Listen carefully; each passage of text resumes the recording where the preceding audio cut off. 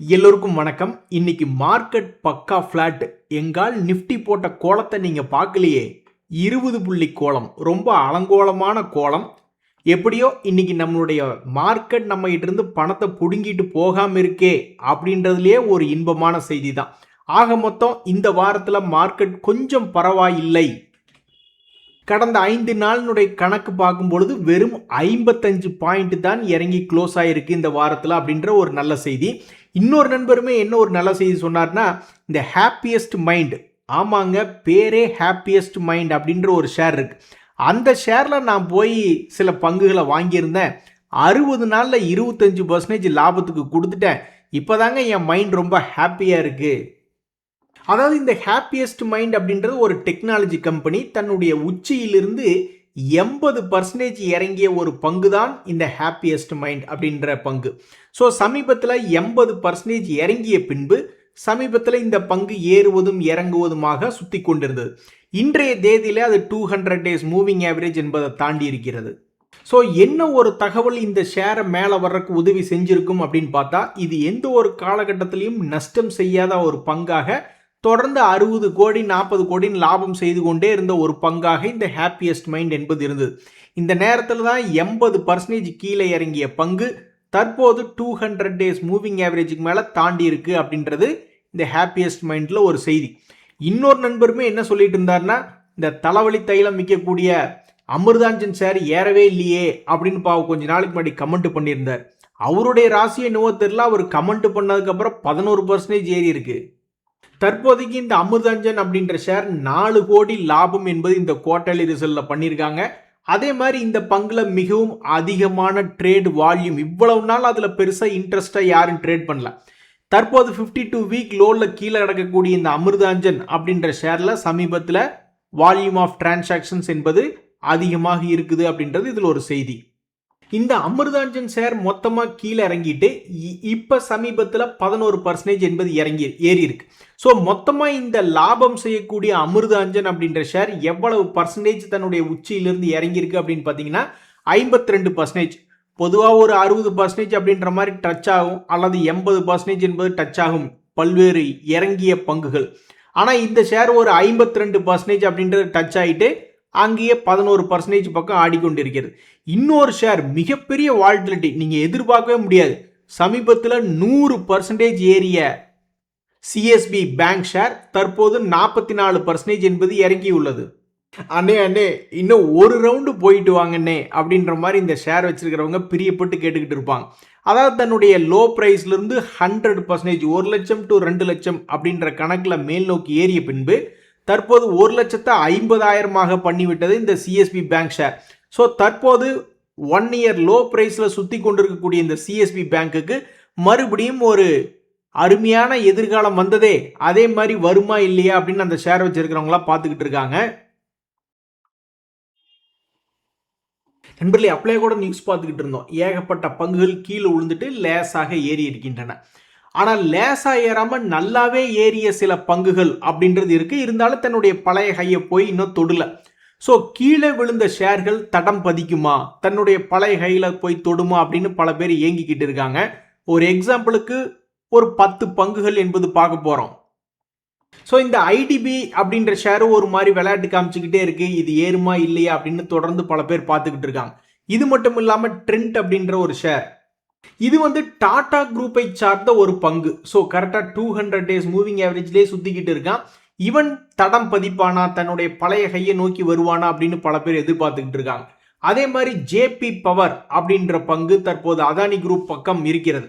இப்படி இருக்கக்கூடிய இந்த பங்கும் நியூஸ் வர்ற வரைக்கும் அந்த நியூஸை எடுத்துக்கிட்டு அதானி குரூப் இந்த ஷேரை வாங்க போறாங்க அப்படின்ற ஒரு தகவலை வச்சுக்கிட்டு பலமுறை வாலட்டிலிட்டி சமீபத்தில் காமிச்சு உச்சத்துக்கு போன ஒரு பங்கு தான்.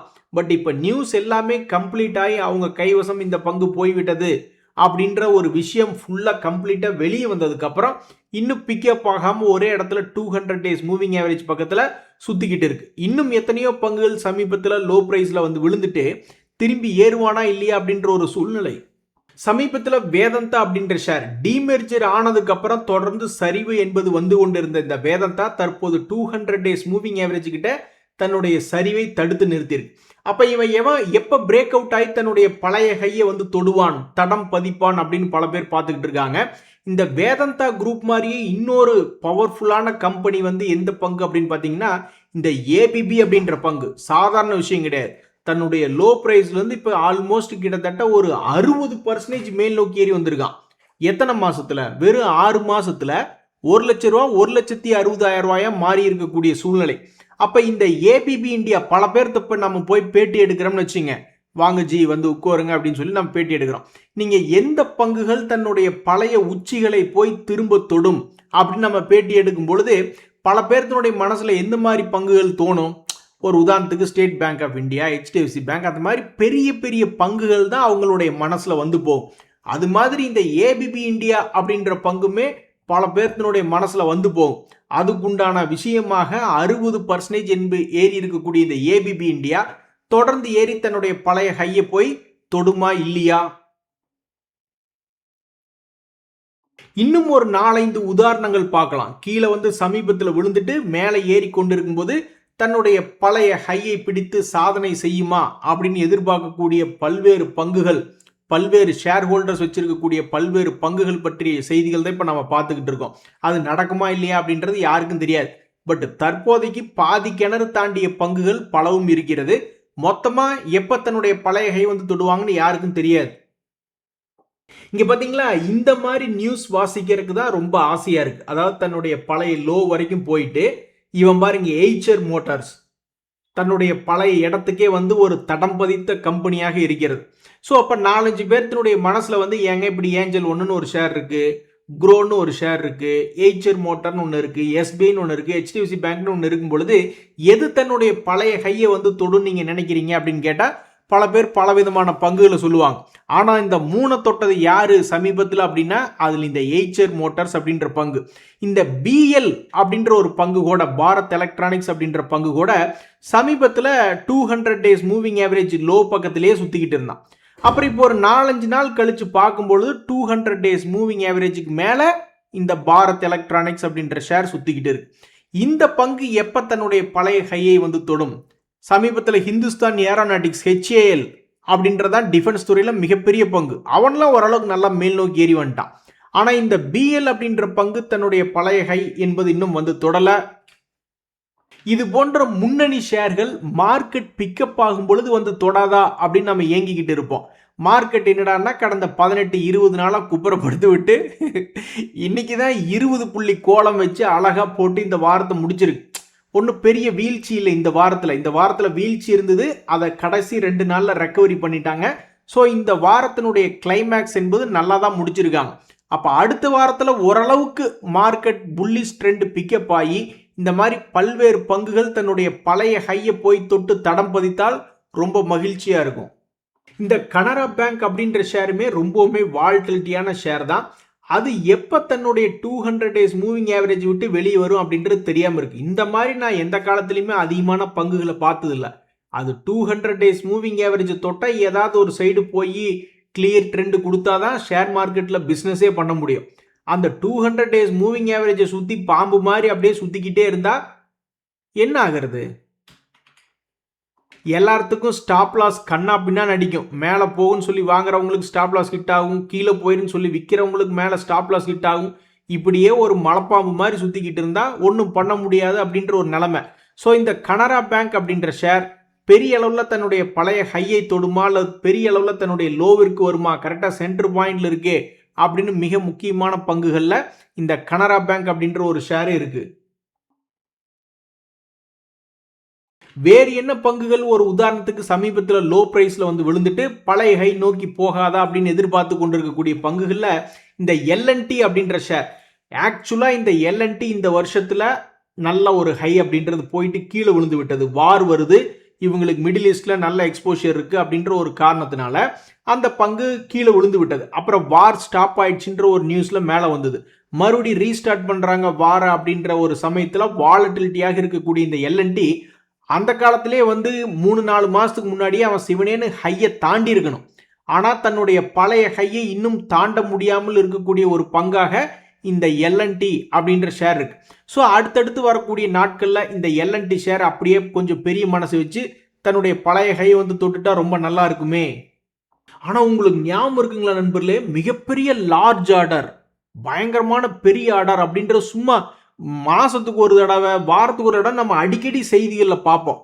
இந்த எல்என்டி வந்து பெரிய லார்ஜ் வால்யூம் ஆர்டர் பிடிச்சிருக்காங்க, மிகப்பெரிய ஆர்டர், சிக்னிஃபிகண்ட் ஆர்டர்லாம் பிடிச்சிருக்காங்க அப்படின்னு நம்ம அடிக்கடி செய்திகள் பார்த்துக்கிட்டு இருப்போம். ஆனால் இப்போ பார்த்தோம்னா நிறைய கம்பெனிகள் பெரிய ஆர்டர்கள் பிடிச்சிருக்கோம். இன்னைக்கு கூட வெல்ஸ்கன் கார்ப் அப்படின்ற ஒரு பங்கை பற்றி ஒரு நியூஸ் இருந்தது. ஸோ பெரிய ஆர்டர்களை பிடிக்கக்கூடிய கெப்பாசிட்டி முதல்ல நம்ம கிட்ட சாஃப்ட்வேர் கம்பெனிஸ்ல இருந்தது. டிசிஎஸ், இன்ஃபோசிஸ் எல்லாம் திடீர்னு நியூஸ் விடுவாங்க, மல்டி மில்லியன் அமெரிக்க டாலர்ல நாங்கள் ஆர்டர் பிடிச்சோம் அப்படின்ட்டு. அப்புறம் இந்த மாதிரி பெரிய பெரிய இண்டஸ்ட்ரியல் கம்பெனிஸ் எல்லாம் வந்து எல்என்டி போன்ற பல்வேறு கம்பெனிகள் பெரிய ஆர்டர் பிடிச்சோம் அப்படின்னு நியூஸ் வந்தது. அப்புறம் டிஃபென்ஸ் துறையில் பெரிய பெரிய ஆர்டர்கள் கிடைச்சிது, ஆர்டர் புக் அவங்களால டெலிவரி பண்ண முடியாத அளவுக்கு இருக்குது அப்படின்ற ஒரு நியூஸ் கிடைச்சிது. ரயில்வே துறையிலுமே ஏகப்பட்ட ஆர்டர்கள் இருந்து அப்படின்ற ஒரு செய்தி. ஆனால் ரயில்வே துறை ஒன்று தான் எனக்கு தெரிஞ்சு பெருசாக ஏறல. ஸோ ரயில்வே துறை எப்போ ஏறும் என்பது தெரியாது அப்படின்றது ஒரு பக்கம் இருந்தாலும், இன்னொரு மிக முக்கியமான எல்என்டி அப்படின்ற பங்கு தன்னுடைய பழைய ஹையை வந்து தொடுமா தொடாதா அப்படின்றது ரொம்ப பெரிய கேள்வியை இப்போதைக்கு போய்கிட்டு இருக்கு. கடைசியாக பழைய ஹையை போய் தொட்ட ஷேர்கள் அப்படின்ற செய்தியில் 2 பங்குகள். அடடா, இந்த யூனியன் பேங்க் பார்த்தீங்களா எப்படி தன்னுடைய பழைய ஹையை போய் தொட்டு மிகப்பெரிய அளவில் தடம் பதித்திருக்கக்கூடிய ஒரு பங்காக இருக்கு. ஆனால் இந்த நேரத்தில் இந்த சுந்தரம் ஃபைனான்ஸ் அப்படின்ற பங்கு ஒரு தடவை இல்லை, 2-3 தடவை அது தன்னுடைய பழைய ஹையை போய் தொட்டு பெயர் பெற்ற புகழ்பெற்ற ஒரு பங்கு தான். இப்போ என்னடான்னா அடம் பிடிச்சிட்டு ஒரே இடத்துல சுற்றி கொண்டிருக்கிறது இந்த சுந்தரம் ஃபைனான்ஸ். ஸோ இந்த சுந்தரம் ஃபைனான்ஸ் எப்போ தன்னுடைய பழைய ஹையை வந்து தொடும் அப்படின்னு பார்க்கறதுக்கு நிறைய பேர் ஆர்வமாக இருக்காங்க. அடாடா நண்பர்களே, நம்மளது ஷேர் மார்க்கெட்டில் வந்து ஏகப்பட்ட ஷேர்கள் இருக்குது. டைட்டன் இருக்குது, லலிதா ஜுவல்லரி இப்போ வரப்போகுது. மொத்தம் 755 கோடி மதிப்பிலான இந்த தாய்மாமன் தங்க மோதிரம் அப்படின்ற திட்டத்துக்கு வெறும் 1 பைசா மேக்கிங் சார்ஜை எடுத்துக்கிறோம் அப்படின்னு சொல்லிட்டு இப்போ இந்த ஜோய் ஆலுகாஸ் என்பது L1 பிட்ரா வந்திருக்கு. அதாவது லோயஸ்ட் பிட்ரில் அது நம்பர் 1 வந்திருக்கு. இப்போ நம்ம தங்கமயிலாம் பார்த்தோம்னு வச்சிங்களேன், அதெல்லாம் நிற்காம ஒரு காலத்தில் ரேலி போன பங்கு. அதுக்கு இந்த மாதிரி திடீர்னு ஒரு 755 கோடி மதிப்பிலான ஆர்டர் கிடைக்குது அப்படின்றது ஒரு பெரிய விஷயம்தான். ஒரு காலத்தில் 2023 மொத்தமே ஒரு குவார்ட்டருக்கு சேல்ஸே 960 கோடி அப்படின்ற மாதிரி தான் தங்கமயில் இருந்தது. ஸோ திடீர்னு ஒரு புது வரவாக இவ்வளோ பெரிய ஆர்டர் கிடைச்சிருந்தா நல்லா தான் இருந்திருக்கும். ஆனால் இப்போ ஜோய் ஆலுகாஸ் அந்த ஆர்டரை தட்டிட்டு போயிடுச்சு. இதனால் நம்மளுக்கு ஸ்டாக் மார்க்கெட்டில் ஒரு பரபரப்பான செய்தி என்பது இல்லாமல் போய்விட்டது. சரிங்க நண்பர்களே, எப்படியோ நிஃப்டி இந்த வாரம் தப்பி பிழைச்சதே பெரிய விஷயம்தான். நம்மளுக்கு எது தங்கம் மாதிரி ஒரு மூவ்மெண்ட்டுன்னா, பெரிய பெரிய பேங்க்குகள் கீழே விழுந்துட்டு மறுபடி தன்னுடைய பழைய ஹை போகிறான் பார்த்தீங்களா, அந்த மாதிரி தன்னுடைய பழைய தடம் பதிக்கும் இடத்துக்கு வந்தால் தான் நம்மளுக்கு ஏதோ ஒரு பணம். இப்போ இந்த HDFC பேங்க்கு தான் இருக்குது. இவன் எப்போ தான் தன்னுடைய பழைய ரேட்டுக்கு வருவான்னே தெரில. அது 1000 ரூபா எங்கேயோ ரொம்ப தூரத்தில் இருக்குது. இப்போ அவன் இருக்கக்கூடிய ரேட்டு 720 ரூபா. ஸோ நமக்கு கிடைக்க வேண்டிய தங்கம் என்பது இது மாதிரி பல்வேறு ஷேர்களுக்குள்ளே தான் ஒளிஞ்சு கிடக்கு. அவனை என்னைக்கு மேலே வர்றானுங்களோ அன்னைக்கு தான் நம்ம ஒரு கோல்டு காயின் வாங்கின மாதிரி. இன்றைய தகவல் அனைத்து உங்களுக்கு உதவியாக இருந்தால் எனக்கு மகிழ்ச்சி தான். ரொம்ப நன்றி, வணக்கம்.